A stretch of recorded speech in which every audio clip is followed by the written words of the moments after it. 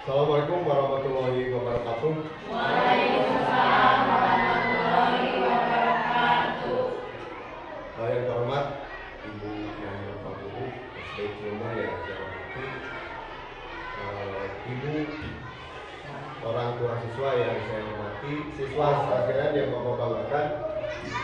Pada kesempatan ini Bapak akan memaparkan tentang rencana tindak lanjut atau RTL.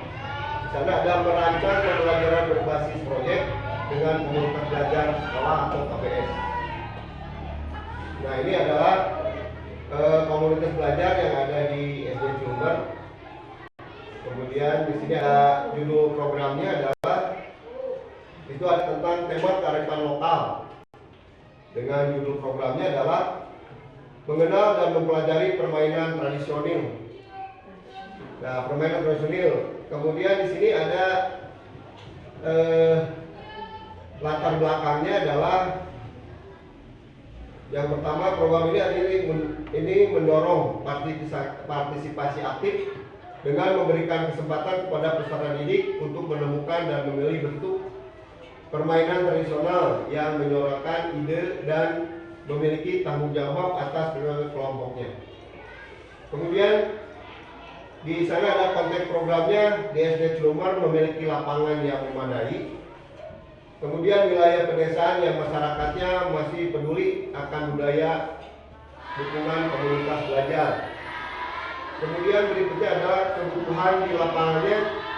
Yang pertama ada survei menunjukkan minat yang sangat tinggi, tetapi partisipasi peserta didik masih rendah. Pemetaan aset menunjukkan potensi besar dalam memanfaatkan fasilitas yang ada untuk meningkatkan keterlibatan peserta didik. Kemudian di sini ada tujuan program. Yang pertama ada visi guru PJOK. Di sana ada mewujudkan pembelajaran PJOK yang instruktif dan berpusat pada peserta didik dengan memperhatikan atau mengkoordinir suara pilihan dan pemilihan peserta didik. Kemudian ada tujuannya. Yang pertama adalah melatih keterampilan gerak dan mental peserta didik secara berkelanjutan. Kemudian yang kedua, menciptakan kesempatan belajar yang aktif dan berpusat pada peserta didik. Kemudian yang ketiga, membentuk kepedulian terhadap kearifan lokal serta mengingatkan mereka tentang permainan tradisional. Nah, di sini ada capaian, kemudian langkah dan hasil program. Itu yang pertama, meningkatkan keterlibatan peserta didik dalam pembelajaran. Satu, langkah aksi, misalkan melibatkan peserta didik dalam memilih kelompok dan jenis permainan. Nah, di sini peserta didik nanti akan dikelompokkan menjadi beberapa kelompok. Misalkan mereka bisa memilih apa kesenangan mereka, keinginan mereka untuk di permainan tradisional ini. Kemudian yang kedua, indikator ketercapaian peningkatan partisipasi peserta didik dalam kegiatan permainan tradisional. Dan di sini mungkin Bapak Ibu guru juga mungkin akan melihat atau memperhatikan di sekolah kita masih banyak hal-hal yang bersifat tradisional, seperti di situ ada egrang. Kalau dalam bahasa Cilemahnya ada jajangan, ya. Kemudian ada yang egrangnya itu ada yang pakai bambu, kemudian ada juga yang pakai batok. Ya, kalau sekarang karena mungkin kebun bambunya mulai berkurang, dicoba dengan batok atau dengan kaleng. Ya, itu dipasangkan, bisa dipakai untuk olahraga tradisional ini. Kemudian yang kedua, yang ketiganya, peserta didik dalam berkata partisipasi peserta didik dalam kegiatan permainan tradisional.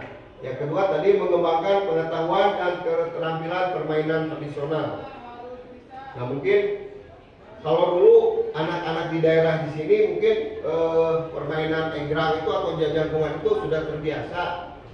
Nah, mungkin setiap hari atau setiap sore dia suka melakukan. Tapi kalau sekarang untuk permainan tradisional itu termasuk egrang atau oray-orayan ya atau gala asing dan sebagainya sudah mulai berkurang. Nah maka di sini di program ini dicoba mengembangkan pengetahuannya kembali dan keterampilan permainan untuk mengetahui permainan tradisional itu. Kemudian yang ketiga, melibatkan komunitas dalam mendukung kegiatan program. Satu, langkah aksi melibatkan guru lain atau orang tua siswa untuk membantu peserta didik dalam latihan.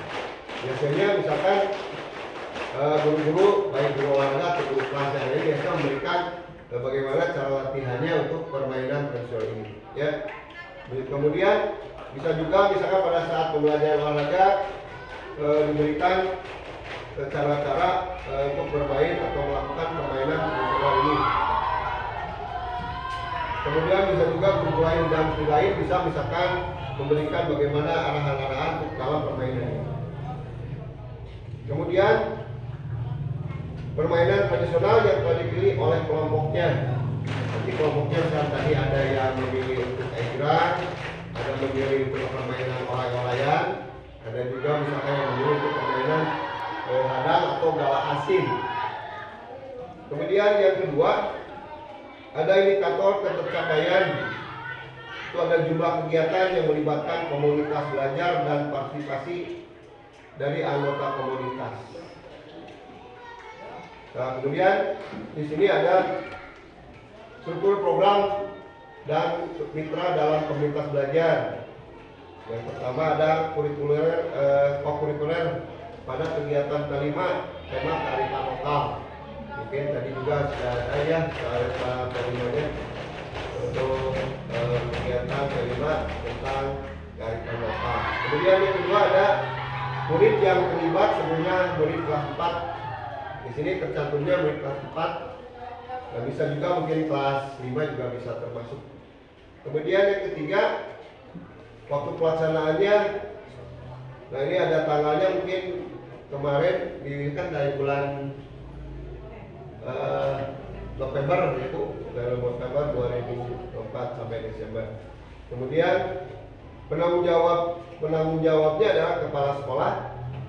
Kemudian yang kelimanya adalah komunitas belajar siswa yang berperan komunitas sekolah. Kemudian ada koordinator P5 dan guru yang terkait dalam pelaksanaan P5 tersebut. Kemudian ada yang kerennya ada mitra KBS yang terlibat atau misalkan siswa-siswa termasuk sekarang di dalam rapat juga dilibatkan, yaitu ada kelas 4, ada kelas 5 juga kelas 6 yang menjadi antara sekolah dan wali murid. Nah, jadi wali kelasnya di sini. Nah, kemudian kapasitas yang dimiliki oleh sekolah pertama adalah sekolah memiliki komite atau kepala sekolah dan tenaga kependidikan yang profesional dan sesuai dengan kualifikasi akademik. Nah mungkin di kita semuanya kualifikasinya sudah satu semua, ya. Kemudian yang berikutnya ada kelas 4 memiliki sekitar 30 murid yang akan dibagi menjadi beberapa kelompok dan memilih permainan tradisional. Jadi dari 30 orang itu misalkan bisa dibagi menjadi 3 kelompok atau bisa juga menjadi 6 kelompok. Masing-masing kelompok ada 5 orang, ya. Kemudian sekolah memiliki lapangan serbaguna. Mungkin kita memiliki yang di depan bisa dipakai untuk permainan gala atau tadi ada bola voli atau sepak bola mini atau misalkan permainan untuk tradisional yang lain. Kemudian di sekitar sekolah terdapat sarana penunjang olahraga tradisional seperti bambu, kayu dan lain-lain. Mungkin di sekitar kita masih ada mungkin ya kebun bambu dan sebagainya. Kemudian di sini ada rencana evaluasinya. Ada beberapa yang harus dievaluasi dalam permainan tradisional, yaitu yang pertama adalah tujuan pembelajaran dan P5, tujuan yang berkesinambungan dalam pembelajaran PJOK yang diakhiri dengan pengumpulan proyek berupa video, kemudian serta laporannya yang bertajuk Festival Olahraga Tradisional. Kemudian ada asesmen pembelajaran dapat berbentuk formatif dan sumatif dalam pembelajaran PJOK. Nah ini misalkan di dalam festival ini guru bisa menilai, misalkan bisa dilombakan untuk lomba egrang, misalkan siapa anak yang tercepat atau misalkan anak yang misalkan terampil sekali dalam permainan egrang, nah ini bisa diinginkan ya. Kemudian yang kedua ada umpan balik dari peserta didik dalam pencapaian elemen P5. Ya, jadi peserta didik misalkan guru memberikan capaiannya, misalkan peserta didik bisa memberikan timbal baliknya. Ya. Kemudian yang ketiga ada asesmen P5 oleh tim P5 berdasarkan rapor P5.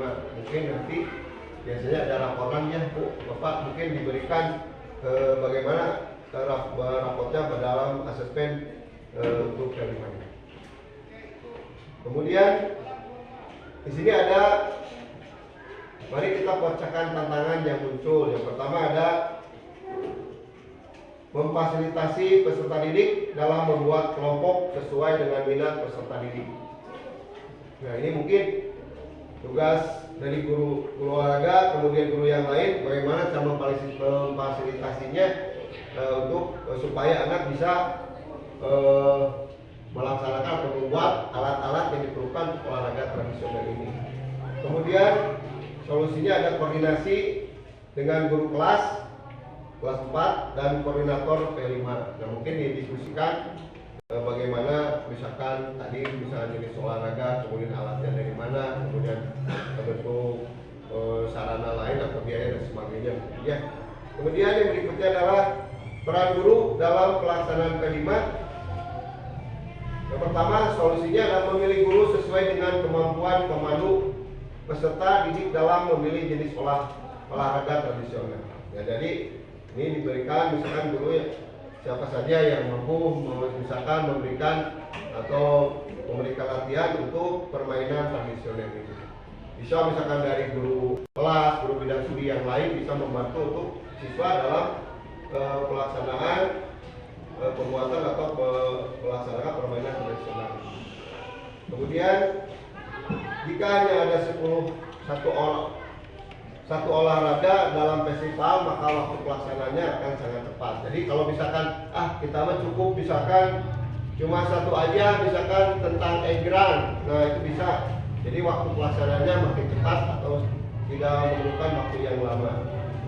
Kemudian solusinya diberikan kebebasan kepada setiap kelompok untuk memilih jenis olahraga yang berbeda seperti tadi disampaikan.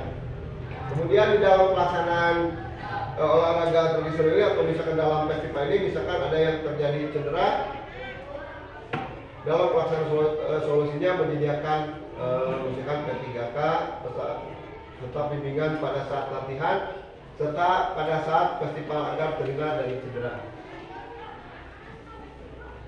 Kemudian di sini ada dokumen yang kemarin ini ada komunitas belajar sekolah, kemudian foto siswa yang kemarin ada permainan ayam dan rusak.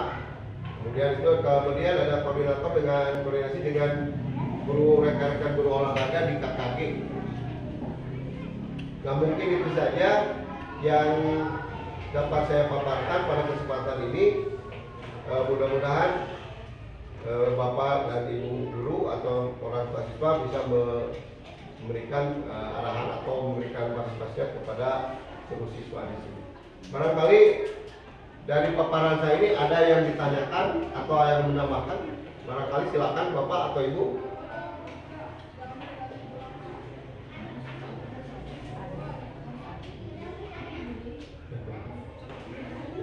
Silakan. Jadi ya Pak, mungkin saya hanya ini aja masukan gitu. Kan tadi ada suara pilihan sama tanggung jawab ya. Berarti kan kita masuk ke voice, choice sama ownership ya. Nah di sini itu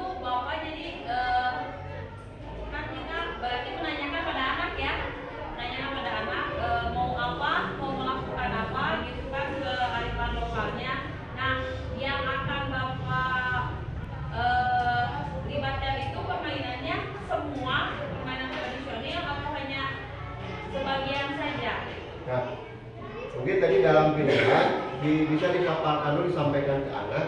Misalkan ada beberapa jenis olahraga tradisional. Ini ada hadang, kemudian ada egrang, ada bakyak gitu. Mungkin nanti akan disampaikan ke anak. Anak silakan memilih.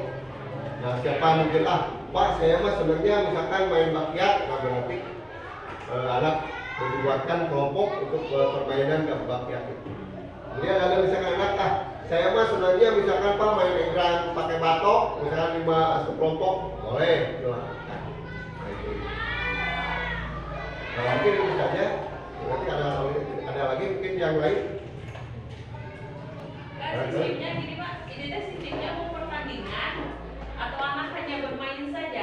Ini mungkin sekitar festival saja. Berarti kalau misalkan cuma mau menampilkan, tapi kalau misalkan banyak sekali anak misalkan berminat, mungkin akan dilanjutkan ke festival atau ke pertandingan,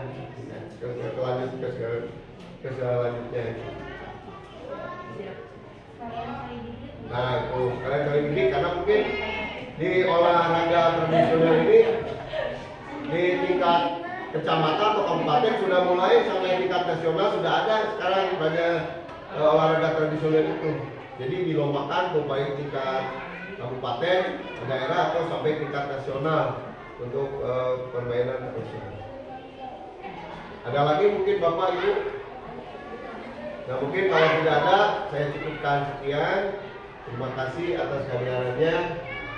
Saya tutup dengan wabillahi taufiq wal hidayah. Wassalamualaikum warahmatullahi wabarakatuh.